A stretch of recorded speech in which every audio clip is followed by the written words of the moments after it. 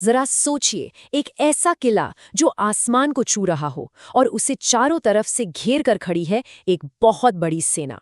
और किले के अंदर बस मुट्ठी भर योद्धा, ऐसे योद्धा जिनके लिए हार मानना जैसा कोई शब्द ही नहीं था। ये कहानी है चित्तौड़गढ़ की, भारतीय इतिहास की सबसे ज्यादा ड्रामेटिक सीजेस में से एक की। और ये कोई कल्पना नहीं है, ये बिल्कुल हकीकत है। ये भारतीय इतिहास का वो पन्ना है जिसे शान और दर्द दोनों की स्याही से लिखा गया। ये चित्तौड़गढ़ की उस महान घेराबंदी की सच्ची कहानी है। तो आखिर ये टकराव था किस बारे में? देखिए, एक तरफ था मुगल साम्राज्य, जिसकी एक ही ख्वाहिश थी, पूरे हिंदुस्तान पर हुकूमत करना। और दूसरी तरफ था मेवाड़, एक ऐसा राज्य जो अपनी आज़ादी के लिए, अपनी आन के लिए किसी भी हद तक जा सकता था। मतलब ये दो अलग अलग सोच की टक्कर थी। अकबर चाहता था कि पूरा भारत एक झंडे के नीचे आ जाए और जो जरूरी ट्रेड रूट्स हैं वो उसके कब्जे में हों। लेकिन मेवाड़ के लिए ये लड़ाई अपने पुरखों की इज्जत और अपनी आज़ादी की थी। उन्होंने सिर्फ मुगल सल्तनत के आगे सिर झुकाने से मना नहीं किया, बल्कि अकबर के दुश्मनों को पनाह देकर उसे सीधी सीधी चुनौती दे डाली। अब जरा इन नंबरों को देखिए, ये लड़ाई बराबरी की तो बिल्कुल नहीं थी। एक तरफ अकबर की 80,000 की फौज, वेल ट्रेन्ड, वेल इक्विप्ड, और दूसरी तरफ चित्तौड़ के सिर्फ 8,000 रखवाले, यानी हर एक राजपूत योद्धा के सामने 10 मुगल सैनिक। सोचिए क्या मुकाबला रहा होगा। हुआ ये कि महाराणा उदय सिंह ने एक स्ट्रैटेजिक मूव के तहत किले से हटने का फैसला किया, और फिर इस अभेद्य किले को बचाने की जिम्मेदारी दो कंधों पर आ गई। एक थे तजुर्बेकार राव जयमल राठौर और दूसरे सिर्फ 16 साल के रावत पत्ता चुंडावत। सिर्फ 16 साल, सोचकर देखिए, एक टीनेजर के कंधों पर पूरे राज्य का भविष्य टिका था। तो चलिए अब बात करते हैं उस असल घेराबंदी की। महीनों गुजर गए, मुगल सेना बस किले की ऊंची दीवारों को ताकती रही। उनकी बड़ी बड़ी तोपें भी कुछ नहीं कर पा रही थी, क्योंकि गोले दीवारों तक पहुंचते ही नहीं थे। जब सीधी लड़ाई से बात नहीं बनी, तो अकबर को समझ आ गया कि कुछ नया, कुछ अलग करना पड़ेगा। और वो नया तरीका था सबात। अब ये सबात क्या था? ये दरअसल ढकी हुई खाइयां थीं, मतलब एक तरह की प्रोटेक्टेड सुरंगें जो मुगल सेना को राजपूतों के तीरों और गोलियों की बौछार से बचाकर सीधा किले की दीवारों की जड़ तक पहुंचा सकती थीं। और इस काम में तेजी लाने के लिए अकबर ने मजदूरों पर सोने चांदी के सिक्के तक लुटा दिए थे। मुगलों का प्लान बहुत ही क्लेवर और खतरनाक था। पहला स्टेप, साबात बनाकर दीवारों तक पहुंचो। दूसरा स्टेप, दीवारों के नीचे दो बड़ी बड़ी सुरंगें खोदो। और फिर आखिरी स्टेप, उन सुरंगों में ठूस ठूस कर बारूद भरो और एक जबरदस्त धमाके से दीवारों को उड़ा दो। लेकिन प्लान जैसा सोचा गया था वैसा हुआ नहीं। एक सुरंग में धमाका वक्त से पहले हो गया, और मरे कौन? अकबर के ही 200 से ज्यादा सबसे बेहतरीन सैनिक। ये मुगलों के लिए बहुत बड़ा झटका था। और उधर राजपूतों ने मौके का फायदा उठाया और रातों रात टूटी हुई दीवार की मरम्मत भी कर डाली।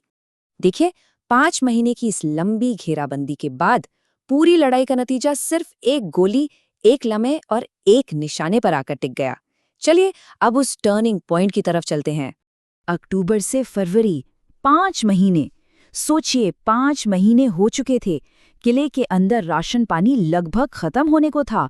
राजपूत योद्धा लड़ते लड़ते अब अपने हिम्मत की आखिरी हद पर पहुंच चुके थे। और फिर आई 23 फरवरी की वो रात, वो किस्मत बदलने वाली रात। सेनापति जयमल खुद मशाल की रोशनी में दीवार की मरम्मत का काम देख रहे थे। उन्हें अंदाजा भी नहीं था कि उस अंधेरे में एक जोड़ी आंखें उन्हीं पर टिकी हैं।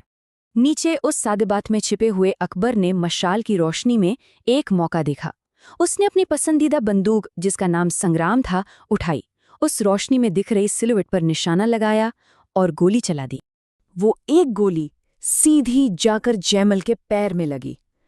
जो सेनापति थे वही बुरी तरह घायल हो गए। अपने लीडर को जमीन पर गिरा हुआ देखकर और ये जानते हुए कि किले में खाने का एक दाना भी नहीं बचा है, राजपूत समझ गए। वो समझ गए कि अब अंत आ चुका है, किला अब नहीं बचेगा। और जब हार सामने खड़ी थी, तब भी राजपूतों ने सरेंडर नहीं किया। नहीं, उन्होंने फैसला किया कि वो हार नहीं मानेंगे, बल्कि सम्मान के साथ मौत को गले लगाएंगे। और यहीं से शुरू होता है इस कहानी का सबसे दर्दनाक हिस्सा, जौहर और साका। सबसे पहले किले के अंदर जौहर का ऐलान हुआ। ये एक ऐसी दिल दहला देने वाली रस्म थी जिसमें महिलाएं और बच्चे दुश्मन के हाथों बेइज्जत होने या गुलाम बनने से बचने के लिए आग में कूदकर अपनी जान दे देते थे। कहा जाता है कि रावत पत्ता की मां और उनकी जवान पत्नी ने ही हजारों औरतों और बच्चों के साथ जौहर की उन आग की लपटों की अगुवाई की। जब औरतों ने ये सबसे बड़ा बलिदान दे दिया तो उसके बाद बारी थी मर्दों की। उन्होंने केसरिया बाना पहना और साका के लिए तैयार हो गए। साका का मतलब सिर्फ एक था, आखिरी सांस तक लड़ना। अब या तो जीत होगी या मौत, वापस लौटने का कोई रास्ता नहीं था।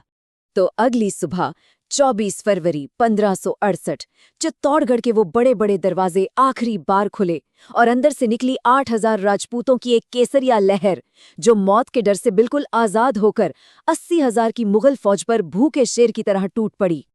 और इस आखिरी लड़ाई में बहादुरी की ऐसी ऐसी मिसालें बनी जो आज भी सुनाई जाती हैं। घायल जयमल तो चल नहीं सकते थे, तो वो अपने भतीजे कल्लाजी के कंधों पर बैठकर लड़े और देखने वालों को लगा जैसे 4 हाथों वाला कोई देवता लड़ रहा हो।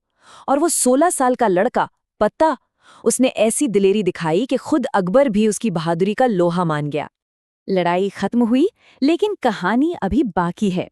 अब देखते हैं कि जीत के बाद अकबर ने क्या किया। एक ऐसा काम जो ज्यादातर जीतने वाले राजा नहीं करते, एक ऐसा कदम जिसमें विरोधाभास भी था और सम्मान भी। 30,000, ये नंबर दिल दहला देता है। जीत के बाद राजपूतों के जबरदस्त जवाबी हमले से गुस्से में आकर अकबर ने किले के अंदर मौजूद 30,000 आम लोगों के कत्ले आम का हुक्म दे दिया। ये वो लोग थे जिनका लड़ाई से कोई लेना देना नहीं था, किसान, कारीगर, मजदूर। लेकिन फिर अकबर ने कुछ ऐसा किया जिस पे यकीन करना मुश्किल है। वही अकबर जिसने 30,000 बेगुनाहों को मारने का हुक्म दिया था, उसी अकबर ने अपने 2 सबसे बड़े दुश्मन जयमल और पत्ता की बहादुरी से इतना इम्प्रेस हुआ कि उसने आगरा के अपने शाही किले के गेट पर उन दोनों की मूर्तियां लगवा दीं। इतिहास में ऐसे पल बहुत ही कम आते हैं जब कोई जीतने वाला राजा उन वीरों को सम्मान दे जिन्हें उसने खुद हराया हो। ये वाकया अकबर के किरदार की कॉम्प्लेक्स नेचर को दिखाता है। तो सवाल यहीं आकर रुकता है कि आखिर कोई विजेता अपने हारे हुए दुश्मन को इतना सम्मान क्यों देगा? क्या ये वाकई उनकी बहादुरी के लिए इज्जत थी, या फिर ये दिखाने का एक तरीका था कि देखो मैंने कितने महान योद्धाओं को हराया है? चित्तौड़ की ये घेराबंदी हमें इसी उलझे हुए सवाल के साथ छोड़ जाती है, जिसका जवाब शायद इतिहास में ही कहीं छिपा है।